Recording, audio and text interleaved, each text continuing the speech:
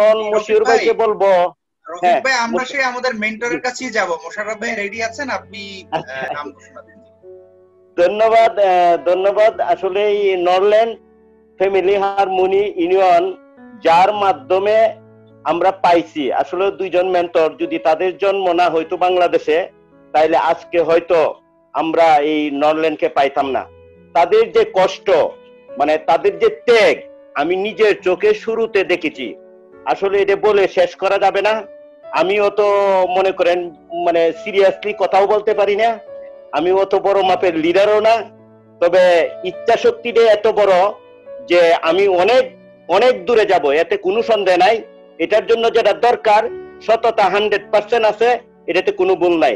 আমি বিনীতভাবে অনুরোধ জানাচ্ছি আমাদের ফাউন্ডিং লিডার, আমার অন্তরের লিডার, আমাদের মেন্টর জনাব মোশাররফ ভাইকে আমাদের উদ্দেশ্যে কিছু বলার জন্য আমি বিনীতভাবে অনুরোধ জানাচ্ছি। ধন্যবাদ রফিক ভাইকে, মুশকিল ভাইকে। আসসালামু আলাইকুম, আশা করি সবাই ভালো আছেন। চমৎকার একটি প্রোগ্রাম হয়েছে, অত্যন্ত কৃতজ্ঞতা জানাচ্ছি সবাইকে, দারুণ ভাবে উপস্থাপন করেছেন। এই মুহূর্তে মিস্টার ইমন পালের বক্তব্য শুনছিলাম, পুরোপুরি ভাবে শোনা যেটাকে বলে, এক্সেলেন্ট ভাবে কিছু কথা বক্তব্য উনি তুলে ধরেছেন, খুবই যুগোপযোগী এবং সময়োপযোগী কিছু কথা উনি বলেছেন। যেমন মনে করেন জুম মিটিং এ অ্যাটেন্ড করার ব্যাপারটা, আমরা যদি লক্ষ্য করি, স্কুলে যখন আমরা পড়তাম আমাদের মধ্যে কিছু স্টুডেন্ট ছিল যারা স্কুল ফাঁকি দিত, এরা স্কুলে যেত না, স্কুলের নাম করে বাসা থেকে বের হয়ে সিনেমা দেখতে যেত। আর কিছু ছেলে আছে রেগুলার স্কুলে যেত, ঠিক আছে? এখন আপনি যদি সেই স্মৃতির কথা মনে করে দেখেন, দেখবেন যে যারা রেগুলার স্কুলে যেত তাদের খুব কম ছেলে আছে পরীক্ষায় ফেল করে। এটা মানে ভেরি রেয়ার কেস। একটা ছেলে যদি রেগুলার স্কুলে যায় তার ফেল করার সম্ভাবনা কমে যায়। তো নিশ্চয়ই আমরা নরল্যান্ডে যারা আছি তারা এখানে এসেছি একটা পরীক্ষায় পাশ করতে, সেটা হচ্ছে আমরা একটা ফিনান্সিয়াল ফ্রিডম চাচ্ছি। এই ধরনের একটা পরীক্ষা পাশ করার জন্য আমরা নরল্যান্ডে এসেছি। তো নরল্যান্ডের একটা স্কুল আছে। তো আমি মনে করি যে এই নরল্যান্ডের স্কুলে আমরা যারা নিয়মিত থাকি তারা অবশ্যই কোনো না কোনো ভাবে এই স্কুল থেকে পাশ করব। এবং একটা জিনিস আপনি দেখবেন যে আমরা যেন তড়িৎ মানে ইমিডিয়েট কিছু রেজাল্ট আশা না করি। আমরা প্রবলেমটা তখনই করি যে আমরা কোন দিন কোন ক্লাসে অ্যাটেন্ড করার কারণে আমার রেজাল্ট আসা শুরু করবে সেটা আমি এই মুহূর্তে সুনির্দিষ্ট করে বলতে পারছি না। এটাই শুধু প্রবলেম। শুধু এটা যদি বলতে পারতাম তাহলে বলেই দিতে পারতাম যে আপনি 900তম প্রোগ্রামটা অ্যাটেন্ড করেন, আপনার গিয়ে চেঞ্জ হয়ে যাবে। যেহেতু আমরা ওটা বলতে পারি না, এই জন্য আমরা বলি যে আপনি কন্টিনিউ লেগে থাকেন যতক্ষণ পর্যন্ত না আপনার চেঞ্জ আসতেছে। তার কারণ কি? কারণ সিদ্ধান্তটা আপনাকে পরিষ্কার ভাবে নিতে হবে। দেখেন, আমাদের একটা জিনিস মনে রাখতে হবে, সময় একটা গুরুত্বপূর্ণ জিনিস। কখন এটা গুরুত্বপূর্ণ হয়, আমি এই সময়টাকে কিভাবে কাজে লাগাচ্ছি তার উপরে এটা গুরুত্বপূর্ণ। যেমন মনে করেন আমি আমার একটা ছোট ভাইকে আমি বলেছি, আত্মীয় ছোট ভাই, তাকে আমি বললাম যে তুমি আমার কোম্পানির একটা মালয়েশিয়ার প্রোগ্রাম আছে, বুধবার 6:30 বাজে হয়, তুমি সেটাতে অ্যাটেন্ড করিও, আমি তোমাকে লিংক পাঠাবো। এটা অনেকদিন আগে থেকে বলে রাখা। তো যখন যেদিন প্রোগ্রাম হয় সাধারণত মশিউর ভাই আমাদেরকে সেই দিনই মালয়েশিয়ার প্রোগ্রামটার লিংকটা দেয়। তো যখন তাকে আমি লিংকটা পাঠাইলাম তখন সে আমাকে জানাইলো যে আমি কেন তাকে 2-3 দিন আগে জানাই না। খুব রাগ করছে আমার উপরে। 2-3 দিন আগে কেন জানাতে হবে? 2-3 দিন আগে এই কারণে জানাতে হবে কারণ 2-3 দিন আগে জানাইলে তখন সে সময় করে নিবে এই প্রোগ্রামটা অ্যাটেন্ড করার জন্য। এখন সে কলেজ ইউনিভার্সিটিতে পড়ে, সে আমি জানি না যে তার কি এমন ব্যস্ততা আছে যেই কারণে তাকে আমাকে 2-3 দিন আগে অ্যাপয়েন্টমেন্ট নিয়ে এই প্রোগ্রামটাতে আনতে হবে। এখন প্রোগ্রামটাতে আসতে বললে সে দেখা যায় যে আমার উপর উল্টা রাগ করে, আপনি এখন বললেন কেন, আপনি 2-3 দিন আগে বললেন নাই কেন? এখন রাগটা কিসের? আমার মানে ওনার রাগ দেখে আমার মনে হয় যেন এই প্রোগ্রামে সে আসলে আমার অনেক টাকা লাভ হয়ে যাবে, সেজন্য সে আমার উপর রাগ করে যে আমি তাকে সময় মতো তার সময় নিয়ে বেছে তাকে, মানে আমার এটা একটা অপরাধ বোধ হয়ে গেছে, মানে আমার এটা একটা দোষ হয়ে গেছে, তাকে আমি একটা প্রোগ্রামে আসতে বলেছি কারণ তার সময় অত্যন্ত গুরুত্বপূর্ণ। ঠিক আছে? আসলে মানুষ ঠিক এভাবেই মনে করে। আমরা যে একটা মানুষকে এই বিজনেসটাতে দাওয়াত দেই, অনেক কিছু বিবেচনা করে তাকে দাওয়াত দেই। তার কারণ কি? কারণ যারা এই মুহূর্তে ক্যারিয়ারের জন্য চিন্তা করছে, আমাদের ছোট ভাইরা আত্মীয় স্বজনরা যারা মনে করেন ইউনিভার্সিটিটা পাশ করেছে, কলেজটা পাশ করেছে, এখন সে একটা চাকরিতে ঢুকবে, প্রথমে যেহেতু আমরা সমাজে আছি বড় ভাই হিসেবে চিনে ফোন করে বলে যে ভাই একটা চাকরি দেন, ঠিক আছে, অনেকে অনেক কষ্টে আছে, তো চট করে তো আর একটা চাকরি দেওয়া সম্ভব হয় না। তখন আমরা সাধারণত তাদেরকে বলি যে তুমি এক কাজ করো, যেই সময় পর্যন্ত তোমার চাকরিটা হচ্ছে না সেই সময় পর্যন্ত আমি যে কাজটা করি তুমি সেই কাজটা করো, বা দেখো, শিখো, তোমাকে এখানে ব্যবসা ক্ষেত্রে সফল হতে হবে, অসুবিধা নেই, যেই কয়দিন তোমার চাকরি হচ্ছে না এটা তো তুমি একটা ট্রাই করে দেখো, যদি না হয় তুমি চাকরিতে চলে যাবা, তুমি ট্রাই করতে তো দোষ নেই। এখন চাকরি চাওয়ার ব্যাপারে সে যেভাবে উৎসাহ দেখায়, যখন তাকে আমি এই কাজটা করতে পারি তখন সে কিন্তু সেরকম উৎসাহ দেখাচ্ছে না, এটাই রহস্যজনক। অথচ দেখা যাচ্ছে তাদের জন্য, বিশেষ করে আমাদের যারা আত্মীয় স্বজন ক্লোজ, তাদের জন্য তো বেশি উদাহরণের দরকার নাই, তারা তো আমাকে দেখতে পাচ্ছে আমি কিভাবে চলি, তারা তো আমাকে দেখতে পাচ্ছে যে আমি এটা করে আমি ঠিকই আমার ফ্যামিলিটাকে চালাচ্ছি, আমার জীবিকাটাকে আমি নির্বাহ করছি। তো সেও তো যেহেতু জীবিকার সন্ধানে সে ঘুরছে, সুতরাং তার তো এই কাজটা করতে বা এই কাজটাতে অ্যাটেন্ড করতে কোনো অপরাধ নেই। আবার দেখেন জুমের একটা প্রোগ্রামে সে অ্যাটেন্ড করবে, এর মানে এই নয় যে তার 20,000 টাকা খরচ হয়ে যাচ্ছে, তাকে তো জয়েন করতে বলি, তাকে বলেছি যে তুমি আমার জুমের একটা প্রোগ্রাম অ্যাটেন্ড করো, দেখো তোমার কেমন লাগে। কিন্তু দেখা যাচ্ছে সে আমার উপরে এমন ভাবে চড়াও হচ্ছে যেন সে আমি এই প্রোগ্রামটাতে অ্যাটেন্ড করে আমাকে উদ্ধার করে ফেলছে, মানে আমার উপরে সে বিশেষ কাইন্ড যে সে এই প্রোগ্রামটাতে অ্যাটেন্ড করেছে। তার মানে এই হচ্ছে মানুষের মানসিকতা। আমাদের এই বিজনেসটা আসলে মানুষের মানসিকতা নিয়ে খেলা, মানুষের সেন্টিমেন্টটাকে নিয়ে খেলা। খুব কম মানুষই আছে সে আসলে নিজের ভালোটা বুঝতে পারছে। দেখেন আপনি রফিক ভাই, আমি এখানে আমাদের সুকন মহাজন মামারা আছে, যেমন ইমনরা আছেন, আমরা যদি সফল হই, সোহেল রানারা আছেন, আমরা যদি সফল হই, সবচেয়ে বেনিফিশিয়ারি কে? আমাদের আত্মীয় স্বজন তো। কারণ তার একটা দরকার লাগলে আমার একটা ফোন কল, আমি তাকে হেল্প করতে পারি, তার একটা প্রয়োজনে আমি তার কাজে আসতে পারি। সে বিদেশে যাওয়ার সময়, যদি অনেকে বিদেশে যাওয়ার সময় এয়ার টিকেটের টাকা লাগে, আমি তাকে সেই টাকাটা প্রোভাইড করতে পারি। অথবা সে ছোটখাটো একটা ব্যবসা স্টার্ট করতে চাইলে আমি তাকে এই হেল্পটা করতে পারি। অথবা সে কোথাও চাকরি নিতে চাইলে কোনো টাকা পয়সার দরকার হলে আমি তাকে এই সহযোগিতা করতে পারি, যদি আমি সফল হই। তাহলে তার দরকার কি? আমাকে অ্যাসিস্ট করা, আমাকে সমর্থন দেওয়া, নাকি আমাকেই বিব্রত করা? আমি যদি সফল হই, সবচেয়ে বেশি উপকার কাদের হবে? আমার যারা ক্লোজ। সুতরাং আপনিও ঠিক তেমন, আপনার যারা ক্লোজ, আপনি যদি সফল হন, সবচেয়ে বেশি উপকৃত তারাই হবে। কিন্তু দেখা যায় তাদেরকে যখন আপনি এই প্রোগ্রামে থাকতে বলবেন, তাদের মধ্যে অনেকের আচরণ এমন হবে যে তারা মনে হবে যেন তারা এই প্রোগ্রামে থেকে আপনাকে উদ্ধার করে ফেলছে। দেখেন, আমি যখন কোনো নতুন ব্যক্তিকে এই কোনো প্রোগ্রামের কথা বলি, আমি সবসময় মালয়েশিয়ার প্রোগ্রামটার কথা বলি। ইমন একটু আগে আলোচনা করেছে, ভেরি ইম্পর্টেন্ট। এই মালয়েশিয়ার প্রোগ্রামটাতে অ্যাটেন্ড করা সবার জন্য খুব জরুরি। এবং আমি আজকেও, আপনারা মালয়েশিয়ার প্রোগ্রামে যারা শেষ পর্যন্ত ছিলেন তারা হয়তো জেনেছেন, আমি ডাক্তার রবিকে সরাসরি রিকোয়েস্ট করেছি যে ওনাদের অফলাইন প্রোগ্রাম, অর্থাৎ ফিজিক্যাল প্রোগ্রাম শুরু হলেও তারা যেন আমাদের এই অনলাইন প্রোগ্রামটা, মালয়েশিয়ার স্পেশালি মালয়েশিয়ার প্রোগ্রামটা তারা বন্ধ না করেন। আমি রিকোয়েস্ট করেছি তাদেরকে এবং তারা সম্মত হয়েছেন। এর কারণ আছে, কারণ এই মালয়েশিয়ার প্রোগ্রামটা আমি বুঝি বা না বুঝি, প্রতিদিন আমার মস্তিষ্ক থেকে কিছু জটিলতা সে আস্তে আস্তে সারাই দেয়। কারণ আমরা এই বিজনেসটাতে ফুললি কনসেন্ট্রেশন দিতে পারি না, ফুললি সিরিয়াস হতে পারি না। অনেকগুলো বিষয়বস্তু আমাদেরকে সবসময় কি করে ফেলে, এক ধরনের আমাদেরকে প্রতিবন্ধকতা তৈরি করে, এক ধরনের শৃঙ্খলে আবদ্ধ করে রাখে। আমরা ঠিক ফ্রি মাইন্ডে এখানে কাজ করতে পারি না। কারণ আমরা শুনি কোন একজন আমাদেরকে যখন দাওয়াত দেয়, বলে যে এই কোম্পানিটা একটা ইন্টারন্যাশনাল কোম্পানি, যার মুখ থেকে শুনি তাকে হয়তো আমার তেমন আন্তর্জাতিক ব্যক্তিত্ব মনে হয়, তখন আমি বুঝতেও পারিনি এই লোকটা আন্তর্জাতিক প্রাঙ্গণে কাজ করে কিভাবে। সুতরাং আমি যদি তাকে এই মালয়েশিয়ার প্রোগ্রামটা দেখাতে পারি, অ্যাটলিস্ট তার ব্রেন থেকে এই লকটা ছুটে যায়, না এটা ইন্টারন্যাশনাল কোম্পানি। আমরা যখন এই বিজনেসটা শুরু করেছিলাম, এই যে রফিক ভাই বলেছে যে মোশাররফ ভাই, আতিক ভাই, যারা শুরু করেছে, আমরা যখন এই বিজনেসটা শুরুর দিকে শুরু করেছিলাম, আমার এখনো স্পষ্ট মনে আছে যে দীর্ঘদিন পর যাবত পর্যন্ত মানুষ আমাদেরকে জিজ্ঞেস করতো এই কোম্পানির মালিক আমরা কিনা। এখন আমাকে যদি আপনি মালিক বলেন আর আমি যদি নিজে নিজে বলে যে না ভাই আমি মালিক না, আপনি তো বিশ্বাস করতেছেন। এখন কেন জিজ্ঞেস করে আমি মালিক? তো আমি যদি একটা সাধারণ মানুষ এই কোম্পানির মালিক হই, তাহলে আপনি এই কোম্পানিতে কাজ করতে মজা পাবেন।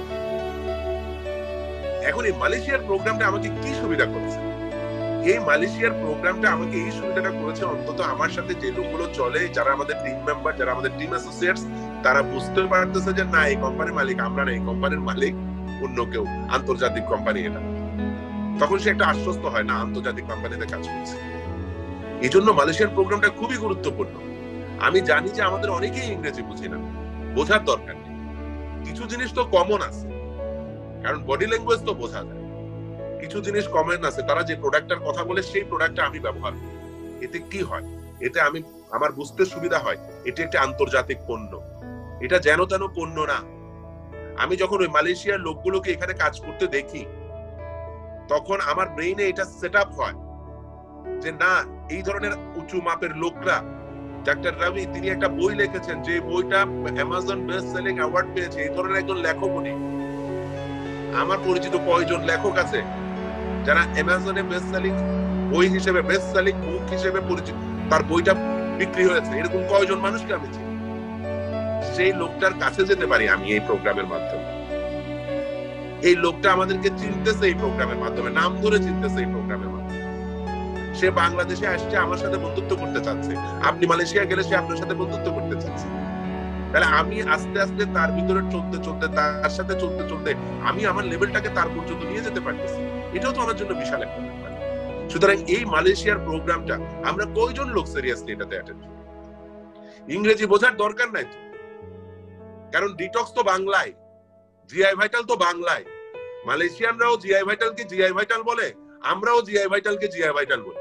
মালয়েশিয়ানরাও নরল্যান্ডকে নরল্যান্ড বলে, আমরাও নরল্যান্ডকে নরল্যান্ড বলি।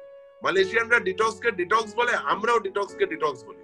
মালয়েশিয়ানরা মলিকিউল পেপটাইডকে মলিকিউল পেপটাইড বলে, আমরাও মলিকিউল পেপটাইডকে মলিকিউল পেপটাইড। সিম্পল। তাহলে কিছু ভাষা তো আমাদের সেম। তারা সাকসেসকে সাকসেস বলে, এই ভাষাটা তো আমাদের সেম। তাদের আমাদের স্বপ্ন সমান। আমরা মালয়েশিয়াতে কাজ করতে যাই, আর যখন আমি দেখি যে না, মালয়েশিয়ানরা যে কাজ করে সেই কাজ আমি বাংলাদেশে করতে পারি, তখন তো আমার গর্ববোধ হয়, আমার সাহস তৈরি হয়। যখন আমি একটা নতুন লোককে এটা দেখাই, আমার সম্পর্কে তার ধারণা পাল্টে যায়। যে আমি ইংরেজি মাধ্যমে পড়ি, আমার সেমিনার ইংরেজিতে হয়, standard company, international standard company. কারণ ইতিপূর্বে আমি অনেকগুলো কোম্পানিতে কাজ করেছি, সেই কোম্পানিগুলোতে সেমিনারটা ইংরেজিতে হয় না। আপনি দেখেন, একটা ছেলে প্রাথমিক বিদ্যালয়ে পড়ে, আর আরেকটা ছেলে কিন্ডারগার্টেনে পড়ে। যে ছেলেটা কিন্ডারগার্টেনে পড়ে তার ভ্যালু বেশি। এটা বাস্তবতার কিছু নাই। যেখানে ইংরেজিতে মানুষ কথা বলে সেটার দাম বেশি। যে ছেলেটা যত ভালো ইংরেজিতে কথা বলে তার সার্টিফিকেট আমরা চেক করি না, আমরা মনে করি যে সে বহুত বড় গ্রাজুয়েট, সে ইংরেজিতে কথা বলে। তার মানে নরল্যান্ড ইংরেজিতে সেমিনার করে, তাহলে নরল্যান্ড বহুত বড় গ্রাজুয়েট। এটা তো আমরা বুঝতে পারি। এই সিম্পল জিনিসটা আমাদেরকে বুঝতে হবে। সময়টা আমি কোথায় কাজে লাগাইলাম, এটা খুবই গুরুত্বপূর্ণ। Time is very valuable. আজকে ডাক্তার রবি একটা কথা বলেছে যে ফ্রেন্ডশিপটা কি, বন্ধুত্বটা কি? বন্ধুত্ব মানে যে আমার পাশের বাসায় থাকে সে আমার বন্ধু না, যে আমার উপরের তলায় থাকে সে আমার বন্ধু না। বন্ধু হচ্ছে সে যাকে আমার প্রয়োজনের সময় আমি কাছে পাই, যে আমার সমস্ত বিষয়ে একমত পোষণ করে, সে আমার বন্ধু। যাকে আমার দরকারে আমি কাছে পাই। এই যে মনে করেন কিছুদিন আগে আমাদের আতিক ভাই অত্যন্ত ব্যস্ত ছিলেন, অনেকগুলো প্রোগ্রামে অ্যাটেন্ড করতে পারেননি। সময়টা উনি কোথায় কাজে লাগিয়েছেন? আজকে অত্যন্ত দুঃখের সাথে স্মরণ করছে আমাদের অত্যন্ত প্রিয় একজন মানুষ, আলমগীর ভাই। উনি মৃত্যুবরণ করেছেন। আমাদের চেয়ারম্যান ফিরোজ ভাইয়ের ভাইরা, উনি 19 দিন মুক্তা হসপিটালে ছিলেন। এই 19 দিন আতিক ভাই প্রতিদিন সকালবেলা ফিরোজ ভাইয়ের সাথে ওই হাসপাতালে গিয়েছেন, সময় দিয়েছেন। ওই দিন ফিরোজ ভাই আমাকে ফোন করেছেন, উনি এত কৃতজ্ঞতা প্রকাশ করেছে এই কাজটা। আমার মনে হয় যে আতিক ভাই তার জীবনে সেরা সময়টা ওই জায়গাটায় বের করেছে। ফ্যান্টাস্টিক। কারণ একজন মানুষ তার প্রয়োজনের সময় যখন কাউকে পায়, এটা সে আজীবন মনে রাখে।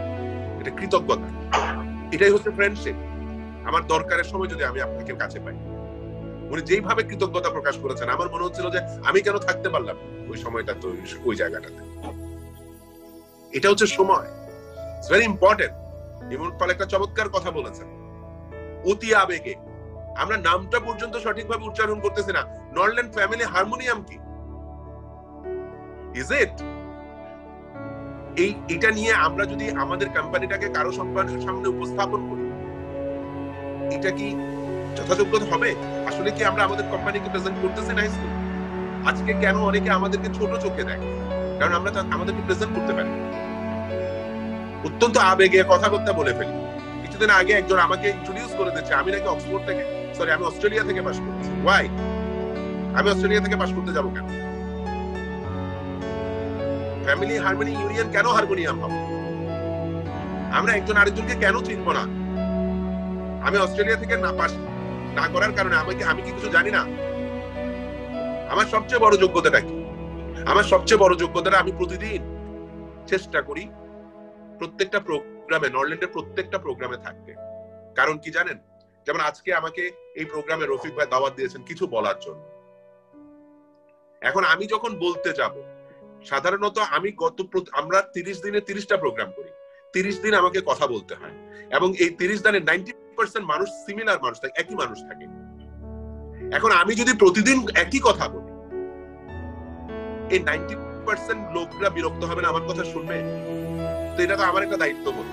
আমাকে যখন কথা বলতে হয়, 90% লোক যখন সিমিলার লোক থাকে, তখন আমাকে কি করতে হয়? প্রতিদিন এই প্রোগ্রামে আসার জন্য আমাকে একটা প্রস্তুতি নিতে হয়, কিছু পড়াশোনা করতে হয়, যাতে করে ওই 90% লোকরা শুনে মনে করে যে না, আমি চেষ্টা করেছি অন্তত নতুন কিছু আজকে উপহার দেওয়ার জন্য, যার কারণে সে পরবর্তী প্রোগ্রামটাতে থাকে। কারণ আকর্ষণ না থাকলে, আমি যদি প্রতিদিন একই কথা বলি, তাহলে আপনি আকর্ষণ হারিয়ে ফেলবেন। কারণ এটা আমার দায়িত্ব, যাতে করে আমি আপনার আকর্ষণটা ধরে রাখতে পারি। তাহলে আমি এটা এই যে কেন আকর্ষণটা ধরে রাখা অত্যন্ত জরুরি। আপনি দেখবেন একটা সিনেমাতে একটা নায়িকা শুধু একটা কাপড় পরে না, সে বিভিন্ন ভাবে নিজেকে উপস্থাপন করে। একটা পণ্যের বিজ্ঞাপন আজীবন একই রকম থাকে না, বিজ্ঞাপনটা এক এক সময় এক এক রকম হয়। কারণ কি? আকর্ষণটা যাতে ধরে রাখতে পারে। আমাদের বিজ্ঞাপন কি? আমাদের লিডারদের কথা বলা, এটাই আমাদের বিজ্ঞাপন। তা আমরা যখন লিডাররা কথা বলবো, সেই কথা বলার সময় আমাদেরকে আকর্ষণটা ধরে রাখতে হবে। আর এই আকর্ষণটা ধরে রাখার জন্য আমাকে প্রতিদিন কিছু না কিছু তথ্য, কিছু না কিছু মেসেজ চেষ্টা করতে হবে সবার মাঝে, যেন আমি দিতে পারি। এখন আমি কোত্থেকে পাবো এই মেসেজ? আমি কি আসমান থেকে পাবো? আমাকে শিখতে হবে। যখনই আমরা এই প্রোগ্রামগুলোতে থাকি, কখনো মিজান ভাইয়ের কথা শুনে কিছু শিখি, কখনো রফিক ভাইয়ের কথা শুনে কিছু শিখি, কখনো সোহেলের কথা শুনে কিছু শিখি, কখনো মিলন ভাইয়ের কথা শুনে কিছু শিখি, কখনো আতিক ভাইয়ের কথা শুনে কিছু শিখি, কখনো ডাক্তার রবির কথা শুনে কিছু শিখি, কখনো মিস্টার ইমন পালের কথা শুনে কিছু শিখি, কখনো রিপেশদার কথা শুনে কিছু শিখি। তাহলে সবার কাছ থেকে টুকটাক আমি শিখি। আমরা শিখি যাতে করে আমি পরবর্তীতে কথা বলতে পারি। এই দায়িত্ব তো কালকে আপনাকে নিতে হবে। এই ব্যবসা করতে চাইলে, উপরে উঠতে হলে কালকে তো এই দায়িত্ব আপনাকে নিতে হবে। আপনি কি যথেষ্ট প্রস্তুত কিনা? যেমন মনে করেন, আমি যখন কোন একজন নতুন লোককে ইনভাইট করি, আমি ফার্স্ট মালয়েশিয়ান প্রোগ্রামটাতে ইনভাইট করি। কারণ তাদের প্রস্তুতি, তাদের আমাদেরকে আকর্ষণ করার ক্ষমতা অত্যন্ত চমৎকার। আপনি চিন্তা করেন তো, আমার একজন নতুন গেস্টকে আমি কোন প্রোগ্রামে রাখলে সবচেয়ে বেশি সুইটেবল? যেমন আমাদের আজকের এই প্রোগ্রাম, আমি কি এটাতে রাখলে সুইটেবল হবে, 9টার প্রোগ্রামে রাখলে সুইটেবল হবে, নাকি 6:30টার প্রোগ্রামে রাখলে সবচেয়ে বেশি আকর্ষণিত হবে একটা নতুন লোককে? সোহেলরা একটা চমৎকার কথা বলেছে, এখানে সবাই আমাদের পুরনো লোক, আমি মোটামুটি যেন তেন ভাবে আমি এখনটা করতে পারবো। It's true. কেন? কারণ নতুনদের কাছে আমাদেরকে আকর্ষণ ধরে রাখতে হয়। তাহলে আমি যখন একটা নতুনকে দাওয়াত দিব, সে যাতে আমার প্রোগ্রামে আকৃষ্ট হয়, তার জন্য আমার ব্যাপক প্রস্তুতির প্রয়োজন। আমি যখন কোথাও বক্তব্য দিব, তার জন্য আমার ব্যাপক প্রস্তুতির প্রয়োজন। আমি যখন একটা প্রোগ্রাম বানাবো, তার জন্য আমার ব্যাপক প্রস্তুতির প্রয়োজন। কারণ আমি একটা ব্যাপক স্বপ্ন দেখছি, আমি একটা বড় স্বপ্ন দেখছি। এবং আতিক ভাই যে কথাটা প্রতিদিন বলছে, যে আগামী 2-3 বছরের মধ্যে এই নরল্যান্ড কোম্পানি থেকে, এটা বাস্তব, আমি এটা বিশ্বাস করি, এই নরল্যান্ড কোম্পানি থেকে কিছু লোক দেখার মতো পরিবর্তন আসবে তাদের জীবনে। ইকোনমিক্যালি তারা সেই রকম ফ্রিডম পাবে। এই নরল্যান্ড থেকে কিছু লোক গাড়ি বাড়ি মেনটেন করবে, আগামী 2-3 বছরের মধ্যে সেটা হবে। এখন তার জন্য আমাকে প্রস্তুতি নিতে হবে, আমি যেন সেই তালিকায়। এটাই হচ্ছে আমাদের চ্যালেঞ্জ, এটাই হচ্ছে আমাদের লার্নিং। এই জন্যই আমরা প্রতিদিন ট্রাই করতেছি নতুন কিছু যেন শিখতে পারি, কিভাবে আমরা নিজেদেরকে আকৃষ্ট করতে পারি। তো সুতরাং আমি সবাইকে বলবো, মালয়েশিয়ার এই প্রোগ্রামটা আমাদের নরল্যান্ডের জন্য খুবই গুরুত্বপূর্ণ একটি প্রোগ্রাম। এটা অত্যন্ত বাস্তব একটা বিষয়। এটা আপনারা আগে মানুষের সামনে উপস্থাপন করেন যে নরল্যান্ড কোম্পানি ইংরেজিতে সেমিনার করে। এটা একটা পার্ট, এটা সেলিং পয়েন্ট, সেলস এর জন্য এটা একটা পয়েন্ট, একটা লোককে জয়েন করানোর জন্য এটা একটা গুরুত্বপূর্ণ পয়েন্ট। আপনারা এটা মিস করেন না, এটা সারা জীবন চলবে না। এখানে যে আমরা থাকতে পারি, আমরা অনেক কষ্ট করে থাকি। মশিউর ভাই ঠিক এই আজকে থেকে চেষ্টা শুরু করবে, বুধবার দিন, আগামী বুধবার, আগামী সপ্তাহের বুধবার ঠিক সকালে তারা আইডি এবং পাসওয়ার্ড দেবে। এর আগ পর্যন্ত দেবে না, রেস্ট্রিক্টেড প্রোগ্রাম। তারা আমাদের জন্য সুযোগ করে দিয়েছে, উন্মুক্ত করে দিয়েছে। আমরা সেখানে থাকতে পারছি। আমরা যেন সুযোগটাকে কাজে লাগে, যে কদিন সুযোগ থাকে আমরা সেই কদিন এই জিনিসটাকে কাজে লাগে। এটা আমাদেরকে অনেক কিছু শেখাবে। তাদের প্রিপারেশনটা আমরা দেখতে পারি, আমাদের লোকগুলোকে আমরা দেখাতে পারি এটার আন্তর্জাতিক অবস্থানটা। এই সমস্ত কিছু মিলিয়ে এটা একটা চমৎকার প্রোগ্রাম। আমরা চেষ্টা করবো প্রত্যেকটা প্রোগ্রামকে যেন আমরা সাকসেসফুল করতে রাখি। আমরা যদি নরল্যান্ডে সাকসেসফুল হতে হয়, আমাদেরকে সময় খুঁজে নিতে হবে, সময় বের করতে দিতে হবে। কিভাবে আমাদের সময়টা বের করে নিয়ে এই সময়টা আমরা নরল্যান্ডের কিছু সেমিনারে, গুরুত্বপূর্ণ সেমিনারে নিজেদেরকে দিতে পারি, আমাদের গেস্টদেরকে দিতে পারি, সেই জায়গাটাতে আমাদেরকে সবচেয়ে বেশি নজর দিতে হবে। সময়কে সঠিকভাবে কাজে লাগাতে আমাদেরকে জানতে হবে, তখন আমরা ভালো একটা রেজাল্ট পাবো। তবে নরল্যান্ড প্রস্তুত, আন্তর্জাতিক অঙ্গন থেকে শুরু করে, প্রোডাক্টের কোয়ালিটি থেকে শুরু করে এবং বাংলাদেশের অবস্থান থেকে শুরু করে সমস্ত জায়গা থেকে নরল্যান্ড প্রস্তুত হয়ে গেছে। এখন আমাদেরকে প্রস্তুতি নিতে হবে, আমরা যথেষ্ট প্রস্তুত কিনা। ঠিক আছে, তবে অবশ্যই আমরা প্রস্তুত। আমাদেরকে শুধুমাত্র একটু ঝেড়ে ঝুড়ে, গা ঝেড়ে ঝুড়ে দিয়ে আরো একটু সিরিয়াসলি ঝাঁপিয়ে পড়তে হবে, একটু সিরিয়াস হতে হবে। আমরা প্রত্যেকে আশা করি ভালো করব এবং আগামী 2-3 বছরের মধ্যে আতিক ভাই যে স্বপ্নটা দেখাচ্ছে, এই স্বপ্নটা দেখতে আমার খুব ভালো লাগে। আমি সেই স্বপ্নকে লালন করি, সেই স্বপ্নটাকে আমি ধারণ করি। আমিও বিশ্বাস করি এই নরল্যান্ড আগামী 2-3 বছরের মধ্যে অবশ্যই কিছু লোকের ভাগ্যের, অর্থনৈতিক ভাগ্যের একটা চমৎকার পরিবর্তন সাধন করবে। তো সবাই ভালো থাকবেন, সুস্থ থাকবেন। ধন্যবাদ আপনাদের সকলকে। আসসালামু আলাইকুম।